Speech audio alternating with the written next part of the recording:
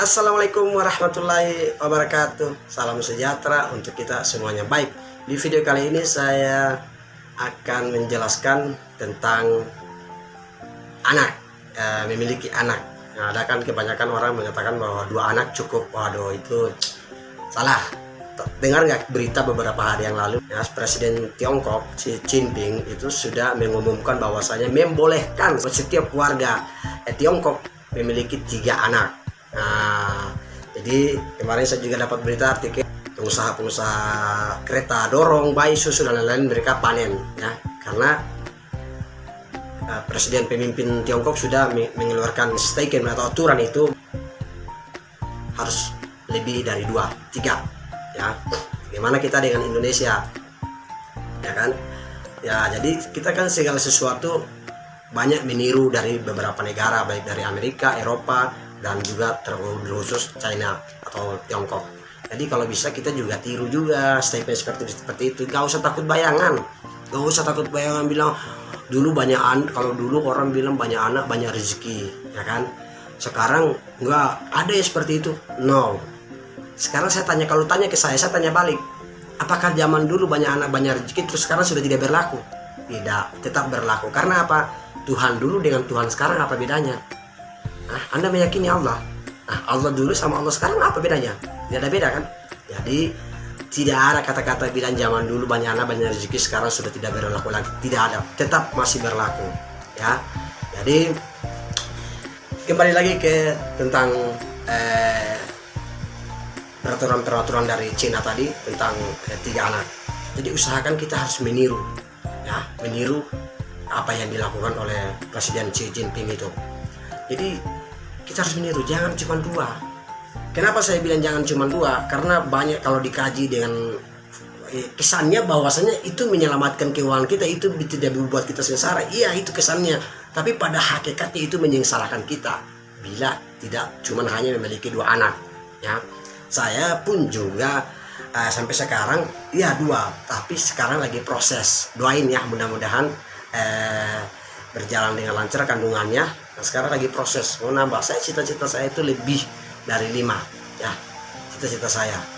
Karena apa? Kalau cuma 2, efek buat kita yang tidak baik itu yang pertama, ya, kalaupun anak-anak kita ini kan tentu kita sebagai orang tua menginginkan anak yang sukses, ya, anak-anak yang menjadi orang yang sukses dan lain-lain. Tentu kalau kita berbicara kesuksesan atau kekayaan, tentu tidak jauh jodohnya pun tentu orang-orang yang demikian. Gak mungkin, jarang terjadi kecuali mujizat, ya, karena orang kaya sama si miskin ketemu. Tapi pada umumnya itu hukum alam mengatakan bahwa si kaya dengan si kaya akan bertemu. Demikian kalau anak kita pengen sukses, tentu anak jodohnya pun orang-orang sukses. Dan kalau orang sukses, ya kita sih berharap sih dalam negeri. Tapi pun kalau jodoh mengantarkan dia ke luar negeri, satu orang Amerika, yang satu orang Malaysia, masa tua kita siapa? Apakah kita mau berharap dengan kakak-kakak kita, adik-adik kita, tetangga kita, paman kita, uak kita mau berharap mereka ketika nanti kita lansia? Kita kan menginginkan tahap proses hidup ini kita sampai ke tahap lansia, benar nggak?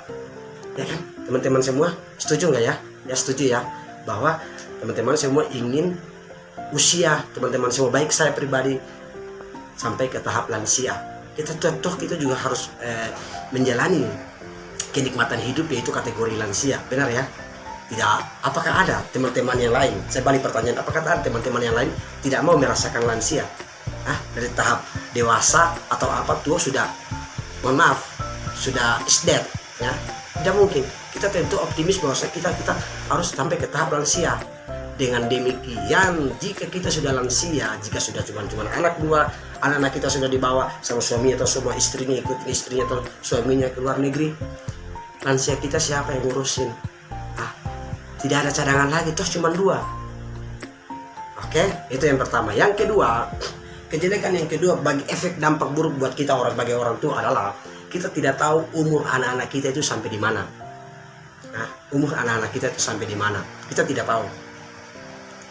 Kalau cuma 2, mungkin saja dia beberapa tingkatan sekolah sudah, ya mohon maaf, is dead atau meninggal. Tinggal 1 ini kita tidak tahu usia sampai kapan. Habis, tidak ada lagi. sudah tidak ada lagi anak kita. Siapa yang mau menuntun kita sampai lansia nanti ke kamar mandi, makan, siapa yang nyuapin kita, siapa? Kalau kita memiliki anak banyak, paling tidak 7 atau di atas 5 lah, nah, kita masih punya cadangan. Ya, itu yang kedua.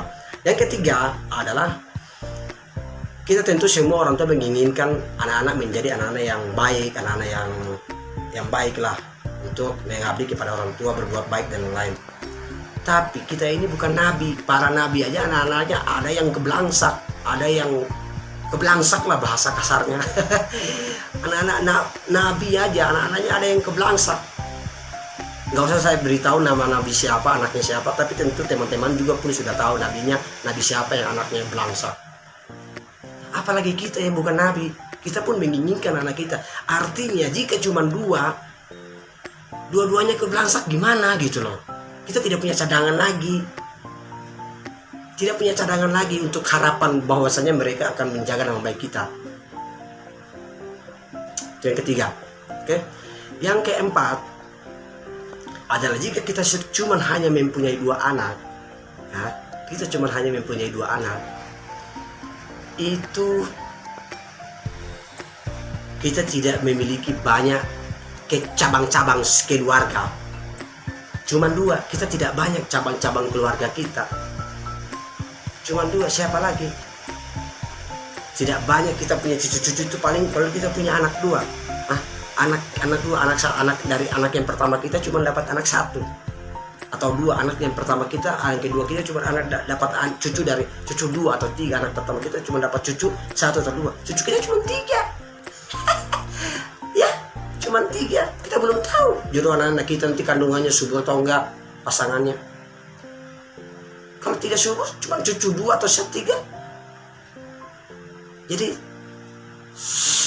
tidak logis. Ya, tidak logis. Kemarin waktu zamannya KB itu cukup 2 anak lebih baik. Itu justru bila saya, kalau kita kaji di faktor ini, itu tidak logis. Oke, jadi itu saja yang dapat saya sampaikan. Semoga bermanfaat. Bila 2 anak, bagaimana efek sampingnya?